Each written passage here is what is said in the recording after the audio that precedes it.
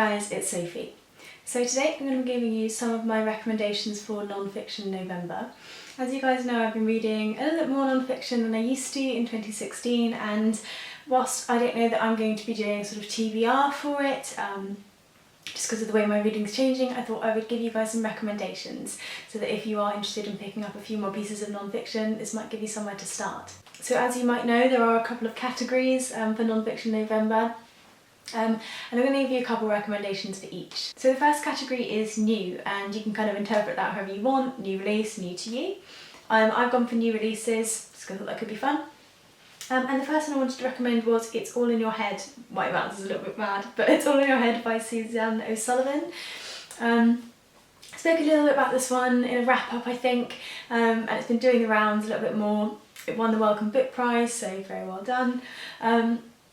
And really it's talking about psychosomatic illness and talking about the impact that mental conditions and mental state can have on our physical health.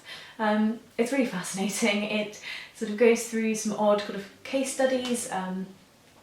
So a woman who believes she's blind despite the fact that her eyes are functioning perfectly normally, and when the doctors are performing tests with her, they can tell she can see, but she's unable to be able to make that link. She cannot see in her own head.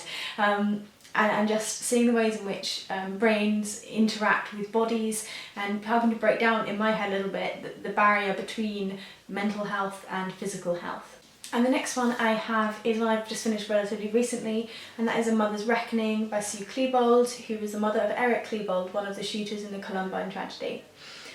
This is a really moving book, and I think a very different approach to sort of true crime. I very much enjoyed it. It has a little bit of a sort of similar feel to Jeffrey Dahmer's father's recount of Dahmer's crimes, in that it's a very intimate take on the individual themselves, and also talking a lot about sort of mental health. Sue Klebold calls it brain health, and the impact on sort of individuals within sort of the school system of poor mental health practices, or what could be done differently. But it is a very intimate picture of a crime. And a way that you don't really often see the kind of shock and horror that the families of perpetrators feel, and that they are in some sort of respects suffering in a similar way to the way the victims of the individual's crimes are. The next category is controversial. I couldn't hear that without recommending you guys this book. This is Cunt by Inga Musico. This is a book about feminism. It's specifically about sort of female genitalia, the sort of power they have, the way we call women's sexual organs different things, and how even the word cunt is one of the most offensive things you can possibly say, whereas saying something like dick just doesn't really resonate with us. It's just a really interesting book. It's one of the first books on feminism that I read when I was younger and has a big place in my heart, but this book is certainly one that you want to just be aware of when you're carrying it around. It has rude words on the cover. And the next one I think is kind of controversial is Chavs by Owen. I really enjoyed reading this book. It's a sort of speak about the social systems in the UK particularly, though a lot of the sort of things that are spoken about resonate sort of wherever you are, I would expect. And talking about the sort of demonisation of our working class population, and the reasons why sort of stereotypes exist, and why those stereotypes aren't particularly useful to use. I think this one is relatively controversial. I think it catches your eye, so I've included that one there. And the next category is fascinating. I kind of think that all of the stuff I've read is kind of fascinating, and I could easily put any of the books I've already recommended, and probably most of them that I've read, into fascinating. That said, I've chosen a couple that I think really stand out. The first is Gods of Metal by Eric Schollser.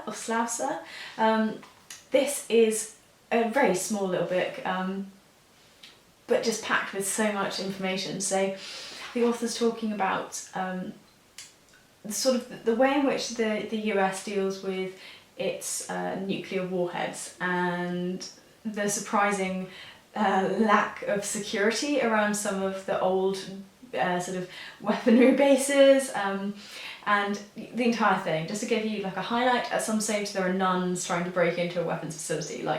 it's brilliant.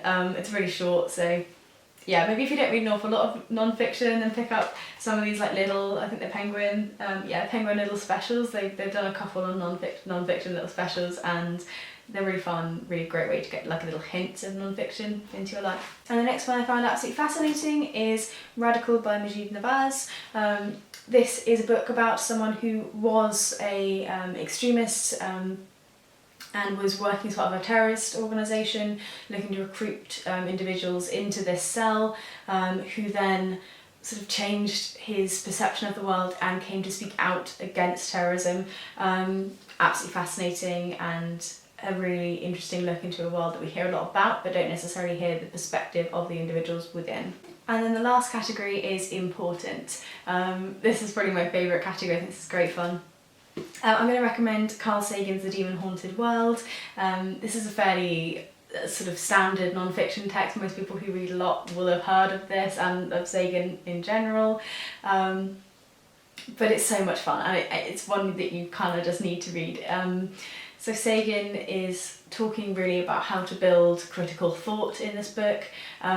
He talks about sort of odd belief structures, so whether that be sort of religious structures or things like UFOs, and exposes the way in which as sort of communities and as individuals we can sometimes lend ourselves to these sort of fallacies in thinking, and how in the uncertainty these weird ideas can breed, and it's just brilliant. I need to reread this soon, but yeah, if you're interested at all in sort of rational thought, or interested in sort of considering the way in which you're thinking about issues, then Carl Sagan is absolutely a must read, and I think it's really important that people learn how to think about things in a way that's helpful and gets to the root of what's actually real.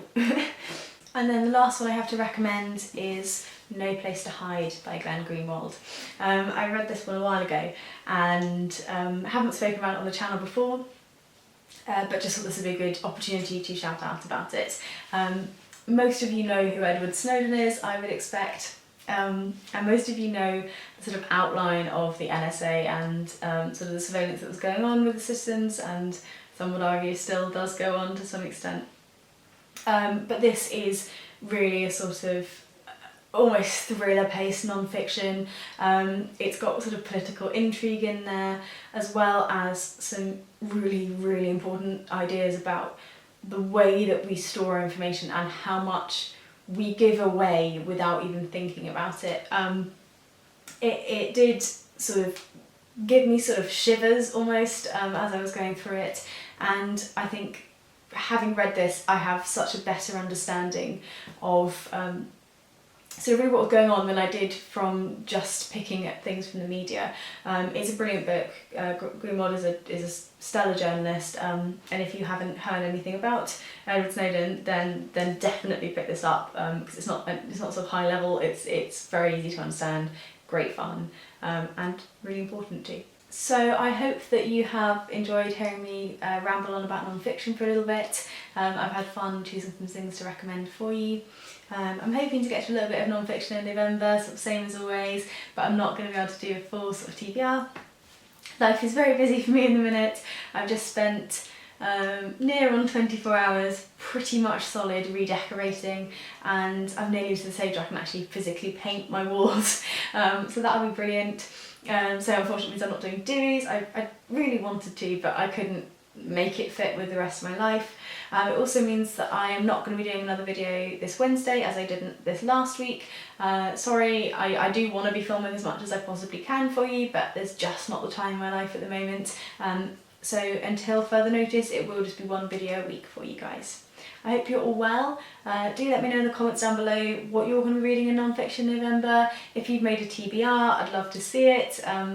I think non-fiction is great fun, so I'm getting some recommendations myself as well. And maybe if you want to, chuck your favourite non-fiction down below, or a recommendation that you just love to share and chat out about, because I may well look to sort of pick some more stuff up around the sort of non-fiction side of things for November. Alright, I'll talk to you guys soon and have a lovely week. Bye bye. So I'm going to be doing a pretty chilled out video today. It's going to be kind of like a stitch and bitch format.